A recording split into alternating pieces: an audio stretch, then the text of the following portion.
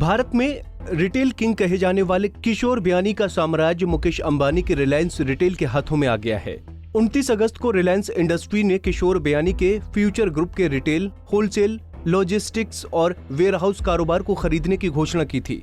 ये सौदा 24,713 करोड़ में तय हुआ था।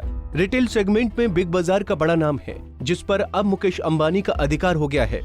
हालांकि जानकारी के मुताबिक अभी इस सौदे को रेगुलेटरी मंजूरी नहीं मिल पाई है। फिलहाल फ्यूचर ग्रुप के फाउंडर किशोर बियानी ने अपने रिटेल कंपनी को बेचने की असली वजह बताई है।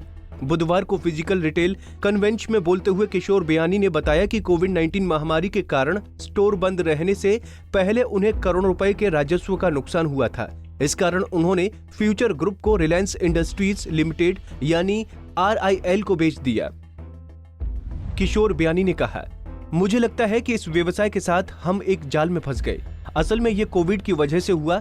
अगर आप शुरुआत से 3-4 महीनों में देखें तो हमें करीब 7,000 करोड़ रुपए के राजस्व का नुकसान हुआ है और 7,000 करोड़ का राजस्व गंवाकर बचे रहने का कोई भी तरीका नहीं था। समस्या ये है कि किराया नहीं रुकता और न ही लोन का ब्याज।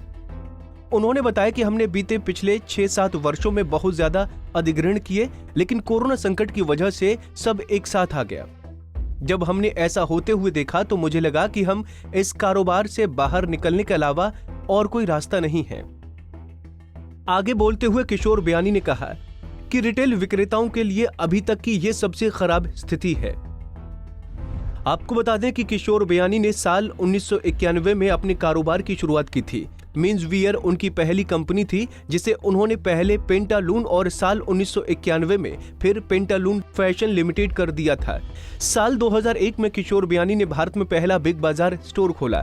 फ्यूचर ग्रुप के ये स्टोर बहुत पॉपुलर हुए, जिसके बाद 6 साल के अंदर पूरे भारत में इनकी संख्या लगभग 100 हो गई। 2007 में बियानी के फ्यूचर ग्रुप ने इंश्योरेंस सेक्टर में भी कदम रखा और फ्यूचर जनरल इंश्योरेंस लॉन्च किया। उसी साल फ्यूचर कैपिटल भी अस्तित्व में आई। इसके बाद उन्होंने रियल एस्टेट में भी एंट्री की।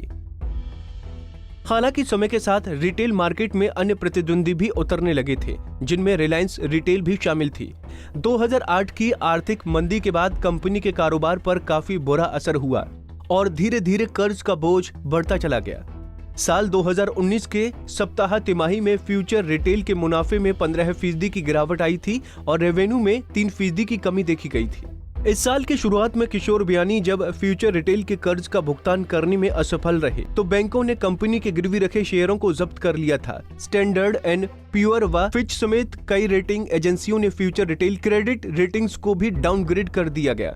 इसके बाद 2020 में कोरोना वायरस महामारी के चलते संकट और गहरा गया। अब रिलायंस से हुए समझौते के तहत किशोर बियानी या उनके परिवार का कोई भी सदस्य 15 साल तक रिटेल कारोबार में नहीं आ सकता, यानी अब उन्हें नए सिरे से कारोबार शुरू करना होगा। हमसे जुड़े रहने के लिए हमारे YouTube चैनल को सब्सक्राइब करें और नई वीडियो की नोटिफिकेशन के लिए बेल आइकॉन को दबाएं। अगर आप ये वीडियो Facebook पर देख रहे हैं तो लाइक जरूर करें और ज्यादा से ज्यादा शेयर करें। धन्यवाद।